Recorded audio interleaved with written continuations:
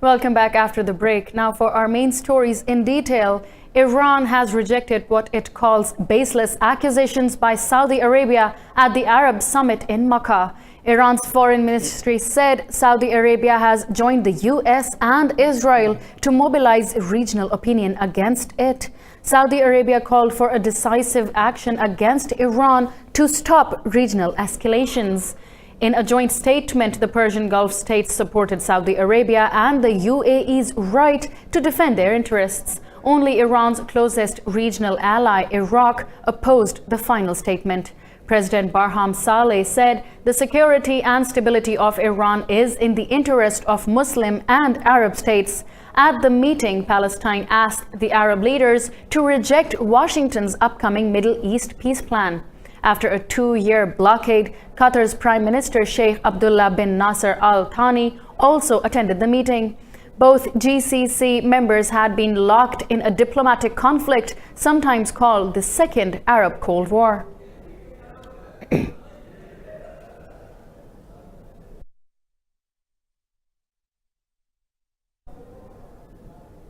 Iranians across the world are marking the Yom ul-Quds against the U.S. support of Israel's occupation of Palestine. Palestinians have also will take part in Jerusalem International Day after Friday prayers.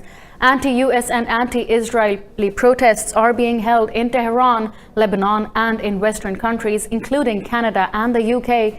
Throughout Iran, millions of protesters chanted, "Down with America" and "Death to Israel." The demonstrations refuse to accept Jerusalem as Israel's capital. Iranians initiated Al-Quds Day demonstrations in 1979. They take place every year on the last Friday of Ramadan.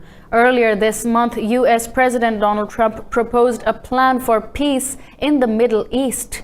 The proposals have already been condemned by the Palestinian authorities. The U.S. has announced it will sanction any country that buys oil from Iran. The U.S. Special Representative for Iran, Brian Hook, says Washington is committed to blocking purchases of Iranian oil. The U.S. waivers for Tehran's oil exports expired on May the 2nd. Meanwhile, Secretary of State Mike Pompeo has blamed Iran for attacks on Saudi oil tankers in the Gulf. Pompeo said Iran attacked the oil installations to raise global oil prices. Tehran has denied the allegations.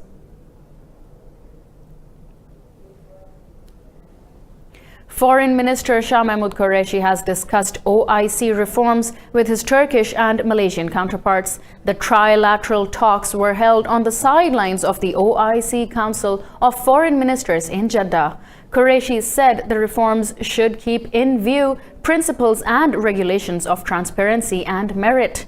He said Pakistan wants OIC to be recognized as a proactive organization that can get its laws enforced. Turkey's Foreign Minister Mevlut Cavusoglu and Malaysia's Foreign Minister Saifuddin Abdullah lauded Pakistan's stance. The three sides reaffirmed bilateral cooperation to make the OIC a more effective intergovernmental organization. Pakistan's Prime Minister Imran Khan will address the OIC summit later today.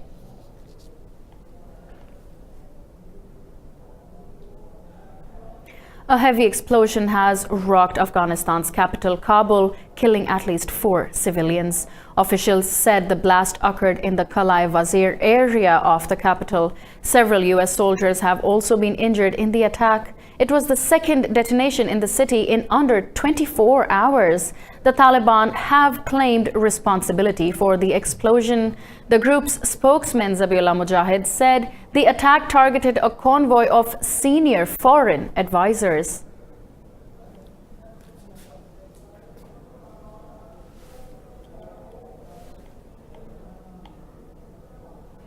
Senior White House advisor Jared Kushner met with Israeli Prime Minister Benjamin Netanyahu to support the U.S. Mid-East peace plan. The meeting was held in Jerusalem hours after the Israeli parliament voted for its own dissolution. Jared Kushner is visiting Israel as part of a diplomatic tour to the Middle East. The tour aims to rally support for the U.S. peace plan for Israel and Palestine. Kushner promised the U.S. will strengthen its alliance with Israel. The political turmoil which pushed Israel to its second general election this year has took center stage in the meeting. The turbulence has put the peace plan on hold. Kushner told Netanyahu Israel's security was a critical issue for Washington. The security of Israel is something that's critical to the relationship between America and Israel, and also very important to the President and his heart. And we appreciate all of your efforts to strengthen the relationship between our two countries. It's never been stronger. The U.S. has imposed 5% tariffs on all goods coming from Mexico.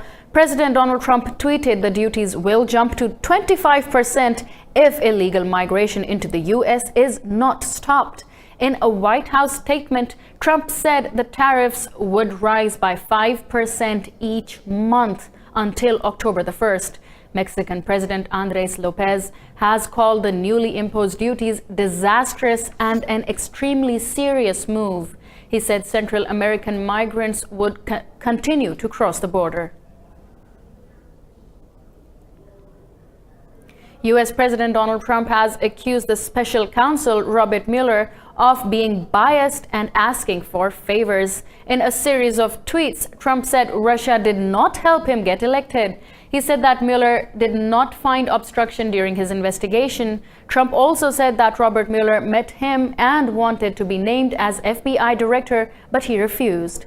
Meanwhile, Democratic White House hopeful Elizabeth Warren said if Donald Trump were not president, he would be in handcuffs.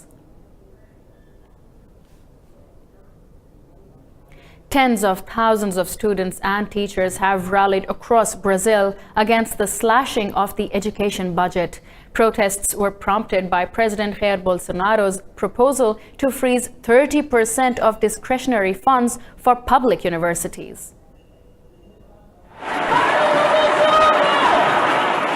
The Brazilian government is struggling to balance the country's budget under the shadow of rising social costs. President Jair Bolsonaro's proposed cut to education funding has provoked outrage among students and teachers. Mass protests, which began in the capital Brasilia, have spread across the country to 100 cities. It's defending exactly what the president is revoking, this issue of the budget allocations, because we know that the allocations will directly hit the functioning of the universities, be it allocations or cuts. It is a priority area, a strategic area. Every country invests in education because it is a strategic area. And here Brazil is going down the wrong path, and we see many problems in the universities.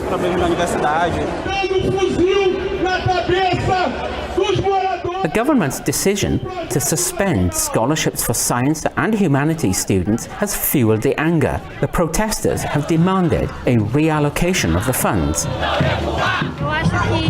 I think education is essential for you to build a better country, for you to put the country forward in every sense, in every area, in the financial, environmental areas, in science and technology, for everything. It's the base of everything. If a person doesn't have education, they don't have anything. Earlier, thousands of Bolsonaro supporters staged rallies across the country to show solidarity with the president's economic policies.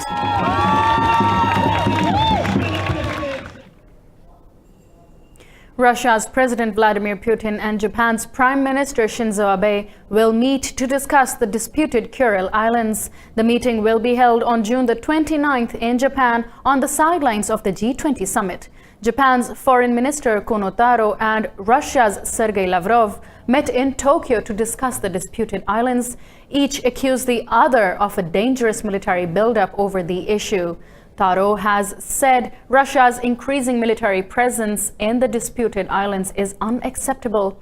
Lavrov reaffirmed his country was conducting routine military exercises in this territory.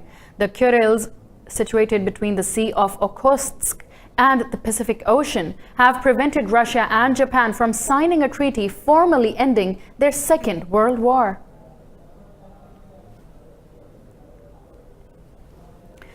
The Congolese military has killed 26 rebels belonging to the Allied Democratic Forces. The shootout took place near Beni City in the country's Ebola outbreak zone. Details here. Over a dozen militant groups operate in the area surrounding the city of Beni. The location is also the epicenter of an ongoing Ebola epidemic. The DRC's military spokesman said 26 ADF rebels were killed after they attacked an army outpost. I have seen the bodies of the real ADF rebels. They are not our brothers. We have seen them with our own eyes, so we are happy because we have lost our mothers, children, and also the fact that my younger brother was slaughtered, and up until now, we still have no idea where his body is or was buried.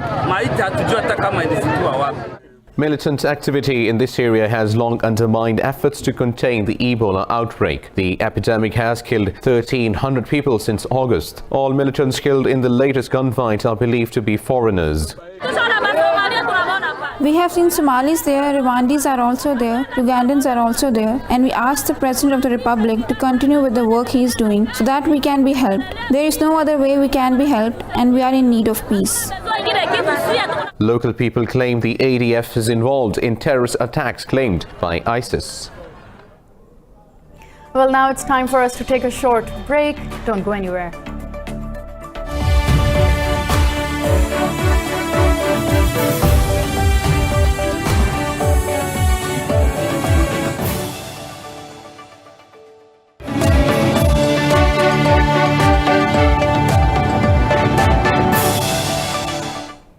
Welcome back after the break. Moving on to our next story. Khalifa Haftar's LNA forces have released the leader of the Oil Labor Union. The head of the Oil Workers Labor Union was abducted by Eastern forces last month near Benghazi amid escalating tensions. Fighting in the capital has escalated since Khalifa Haftar launched his Tripoli offensive on April the 4th. Earlier this week, Tripoli-based National Oil Corporation called on Haftar's armed groups to free the seized man. Libya has been politically unstable since 2011 after the revolution that killed Muammar Gaddafi. And repair teams from the General Electric Company of Libya are fighting a war of their own. Braving rockets and bullets, the electricians keep the lights on by fixing damage caused by the fighting. More in this report. The Libyan power infrastructure has suffered $1 billion worth of damage since the fall of the Gaddafi regime. Cables carrying power to Tripoli have needed regular repair since Khalifa Haftar launched his assault on Tripoli. Undeterred by the fighting and scorching heat, G-Call repairmen always return to keep the lights on. We are talking about the southern line of the Al-Hadaba area, which got damaged yesterday. The line is, of course, very important to the public network.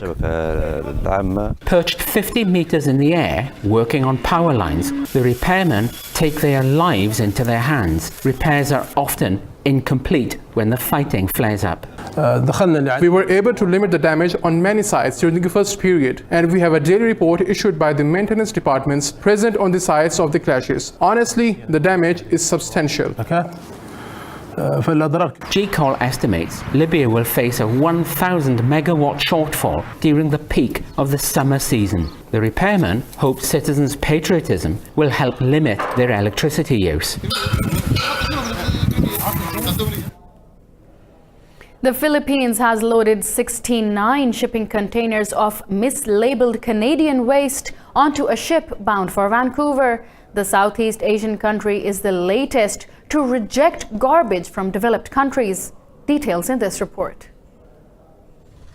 In 2013 and 14, over 100 shipping containers of Canadian rubbish were exported to the Philippines for recycling. 69 containers were left after dozens of shipments were buried in a Tarlac province landfill. Now, a cargo ship loaded with Canadian garbage will make a stopover in China before the 20-day voyage to Vancouver. they loaded and unloaded cargo from the Manila port, and now has reached Subic. And we'll do the same thing. It will load and unload cargo, and in this time, the 69 container of trash will also be loaded coming here from Subic. And as soon as that's finished, the said ship will now go back to Kaohsiung and do the same similar commercial transaction. Filipino President Rodrigo Duterte had set a May 15th deadline for Canada to retrieve its refuse. Duterte threatened war if the issue was not resolved. Last week, Manila recalled its ambassador when Ottawa missed the deadline to collect the waste.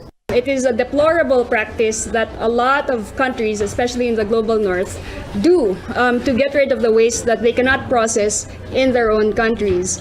So wherever waste trade happens, it impinges on human rights of the people who accept the waste. The Philippines Foreign Minister Teodoro Locsin Jr. said Canada shouldered the $200,000 shipping cost. Manila has also criticized other Western countries for dumping their junk on its soil. Germany and France have offered support to Ukraine in restarting its peace process with Russia. The two states' foreign ministers met Ukrainian President Volodymyr Zelensky in Kiev. Zelensky said his first task is to achieve a ceasefire in eastern Ukraine, but he said a dialogue with Russia could only happen after the return of Ukrainian territory and prisoners. German Foreign Minister Heiko Maas affirmed experts are looking for ways to help the peace process. The 5-year-old conflict with Russian-backed separatists has killed 13,000 people, mostly in eastern Ukraine.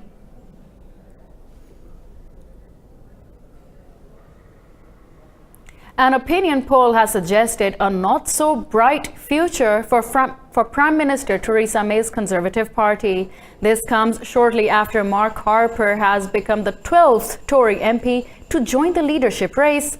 Frustrated over the Brexit deadlock, voters appear to be abandoning the Conservatives and Labour.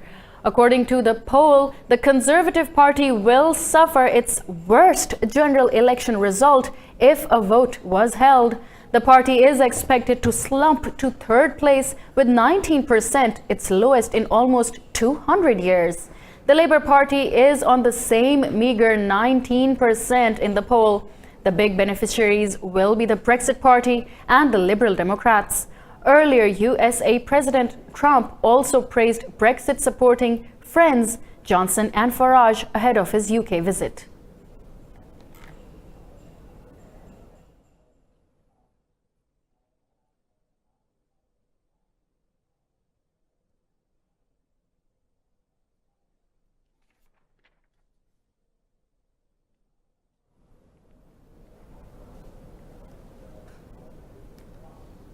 Sargassum, a thick seaweed-like alga, is ruining Mexican beaches. Experts have warned sargassum-infested coastlines could become the new normal. More in this report. Mexico's coastline is known for its crystal clear waters and white sand. Now, coastal towns like Cancun and Tulum are threatened by a new visitor, sargassum. Smelly and unattractive, the algae has become a threat to the country's tourism economy. Sargassum looks bad, turns the water murky brown, and gives off a rotten egg smell. Now locals are fighting to save their beaches from the invader. Volunteers joined the government and cleared 48 tons of algae from the beaches of Quintana Roo last weekend.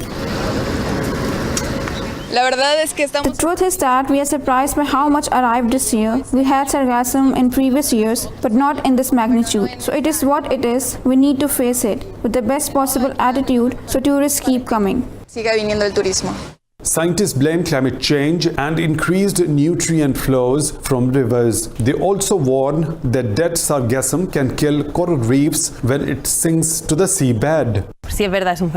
It is true, it is a natural phenomenon. It had always come here. But for some years now, what has become a problem is the quantity in which it arrives, and of course it implies a very serious ecological problem if actions are not taken now. It is the moment to begin taking some action, otherwise it could become an ecological and economic disaster. The Mexican government has predicted a 30% drop in tourism revenues due to the Sargassum invasion.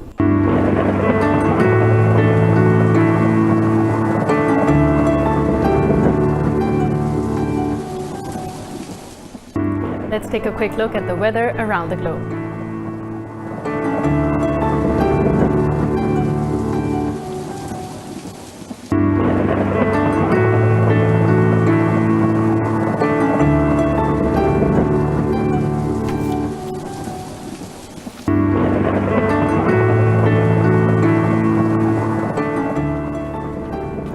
These are all the stories in detail we have for you this hour. Stay tuned to Indus News because we update you hourly.